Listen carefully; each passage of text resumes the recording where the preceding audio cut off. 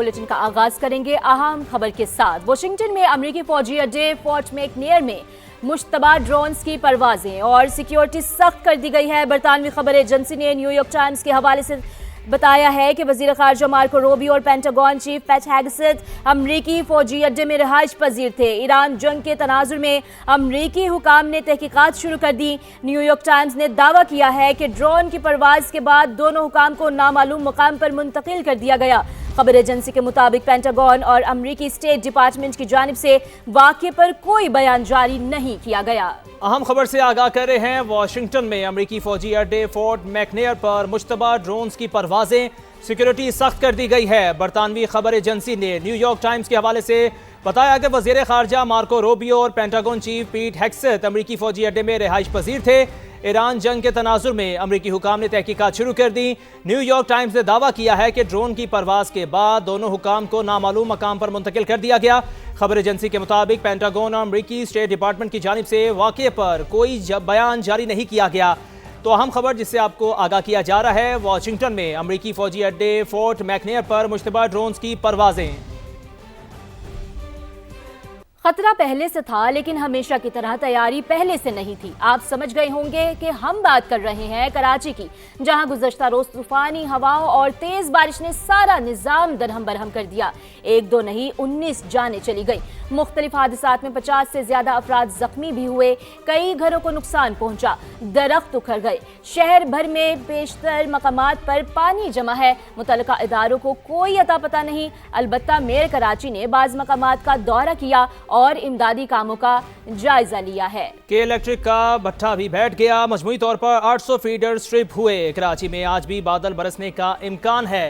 ताज़ा तरीन सूरत हाल जान लेते हैं। समा के नुमाइंदा फरवा अली हमारे साथ मौजूद हैं। फरवा, बताइएगा बारिश के बाद कराची की अब तक सूरत हाल है, कौन कौन से इलाकों में ज़्यादा नुकसान हुआ है और 800 फीडर्स ट्रिप कर गए हैं, इसमें क्या पेशरफ सामने आई है, डिटेल शेयर कीजिए।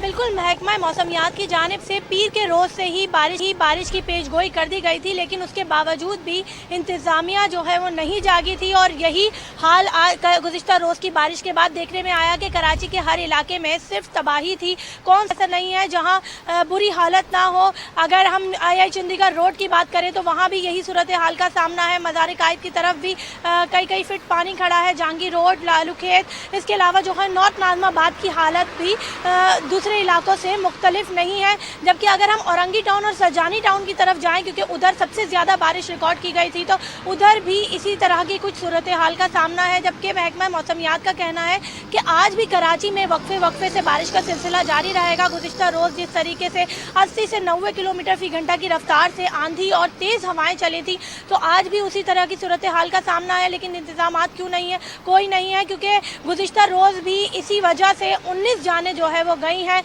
कोई जान जो है वो बिलबोर्ड गिरने से गई है, किसी ने जो है वो दरख्त के नीचे आके कोई जाबाहक हुआ है, कोई घर की दीवार गिरने से जाबाहक हुआ है। तो मुख्तलिफ मकामात पर मुख्तलिफ हादसा देखने में आए हैं और आज भी बारिश का इसी तरीके से पेशगोई की गई है। तो इंतज़ामिया की जानिब से कम ये कर लिया जाए कि नक्काजी आप का जो इंतज़ाम है उसको बेहतर कर लिया जाए, ताकि इस तरह के जो हादसात हैं बाइकों के और एक्सीडेंट के वो ना हो और जाने जो है वो बचाई जा सकें। जी जाने बचाई सकें। बहुत शुक्रिया फरवा आपका अपडेट करने के लिए।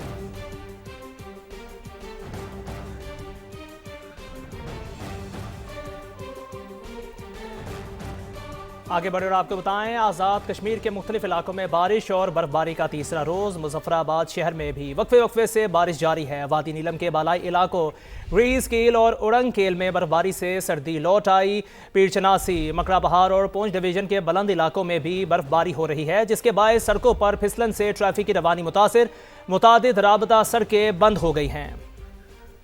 शहादत को तरजीह देंगे, हथियार नहीं डालेंगे। आला क़यादत के बाद गुज़श्ता रोज सिक्योरिटी चीफ अली लारिजानी की शहादत के बाद پاسداران انقلاب کا جوش و جذبہ کم نہ ہوا۔ ایران کے اسرائیل سمیت خطے میں امریکی اہداف پر تابڑ توڑ حملے جاری ہیں۔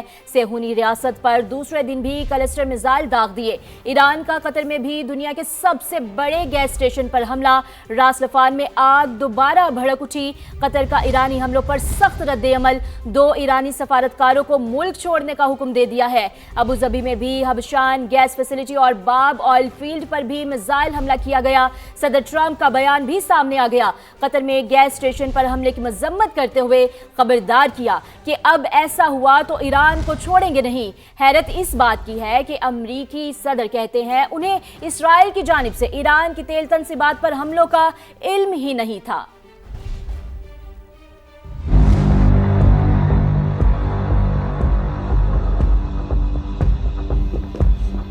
ایران کے خلاف جنگ ڈالر کا ایندھن، اسرائیل کے ساتھ مل کر بھڑکائی یہ آگ۔ مستقبل میں سپر پاور امریکہ کے لیے بھیانک حقیقت بھی ثابت ہو سکتی ہے، کیونکہ کم از کم اندازوں کے مطابق یہ جنگ روزانہ 1 سے 2 ارب ڈالر تک نکل رہی ہے۔ امریکہ کو ہر سیکنڈ 11,500 سے 23,000 ڈالر کا پڑا ہے۔ Centre for strategic and international studies کے مطابق امریکی محکمہ جنگ نے کانگریس کو آگاہ کیا ہے کہ جنگ کے ابتدائی 6 دنوں کی لاگت 11.3 ارب ڈالر رہی ہے۔ نیو یارک ٹائمز کے مطابق اس میں ابتدائی حملوں سے پہلے فوجی ساز و سامان اور عملے کی تعیناتی کی لاگت تو شامل ہی نہیں۔ امریکہ نے جنگ چھیڑی تو 3100 ٹوما ہاک میزائل تھے، جن میں سے اب صرف 2700 ہی بچے ہیں۔ ایک ٹوما ہاک میزائل 25 لاکھ ڈالر کا ہے، یعنی کہ 1 ارب کے 400 میزائل تو جنگ میں جھونکے جا چکے ہیں۔ اور تازہ اندازے کے مطابق 12 دنوں میں ایران جنگ کی لاگت 16.5 ارب ڈالر تک گئی۔ آگ اور خون کا یہ گھناؤنا کھیل پورا مہینہ جاری رہا تو اخراجات 50 ارب ڈالر سے بھی بڑھ جائیں گے، اور یہ جنگ کب تک جاری رہے گی خود امریکی صدر کو بھی معلوم ہے۔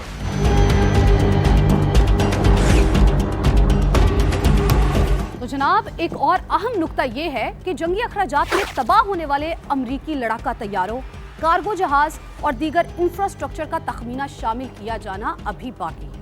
ایران نے دنیا کے سب سے بڑے بحری بیڑے کو بھی نقصان پہنچا کر امریکہ کو بڑا جھٹکا دیا ہے، اور سب سے آخر میں اس وقت تقریباً 50,000 امریکی فوجی مشرق وسطی میں تعینات ہیں، جہاں تیل کے ذخائر، فوجی تنصیبات اور دیگر اہداف پر حملوں کے باعث زہریلے مادے فضا میں شامل ہو رہے ہیں۔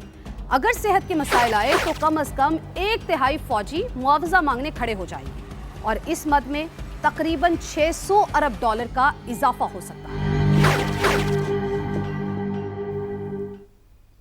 اب آپ کو بتائیں، ایران اور قطر میں توانائی تنصیبات پر حملوں کا بدترین اثر۔ عالمی منڈی میں تیل کی قیمتوں میں ایک بار پھر بڑا اضافہ۔ 3% سے زائد اضافے کے بعد برطانوی برینڈ $112 فی بیرل کی سطح کو چھو گیا۔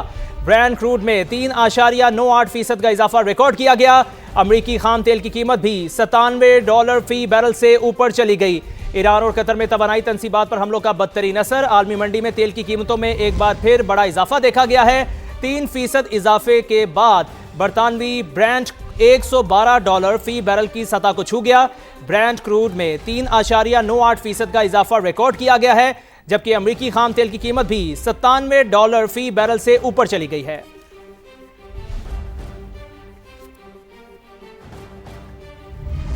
جنگ کیسے ختم کرائی جائے؟ ریاض میں عرب اور اسلامی وزرائے خارجہ سر جوڑ کر بیٹھ گئے۔ علاقائی سلامتی اور استحکام پر تبادلہ خیال کیا گیا۔ ایرانی حملوں کی سخت ترین الفاظ میں مذمت کی گئی۔ اعلامیے کے مطابق ایران خلیجی ممالک میں سول انفراسٹرکچر، ہوائی اڈوں، تیل کی تنصیبات، سفارت خانوں اور عوامی مقامات کو نشانہ بنا رہا ہے، جو کسی صورت قابل قبول نہیں ہیں۔ جی ہاں، اور شرکا نے واضح کیا ہے کہ اقوام متحدہ کے آرٹیکل 51 کے تحت خلیجی ریاستوں کو اپنے دفاع کا مکمل حق حاصل ہے۔ ایران سے مطالبہ کیا گیا ہے کہ وہ فوری طور پر حملے بند کرے، بین الاقوامی قوانین کا احترام کرے اور ہمسایہ ممالک کے ساتھ تعلقات میں بہتری لائے۔ اجلاس میں زور دیا گیا ہے کہ ایران ابنائے ہرمز کو محفوظ بنائے اور عالمی تجارت میں کسی قسم کی رکاوٹ پیدا نہ کرے، تاکہ خطے میں امن و استحکام برقرار رہ سکے۔ اجلاس میں پاکستان کی نمائندگی نائب وزیر اعظم اور وزیر خارجہ اسحاق ڈار نے کی ہے۔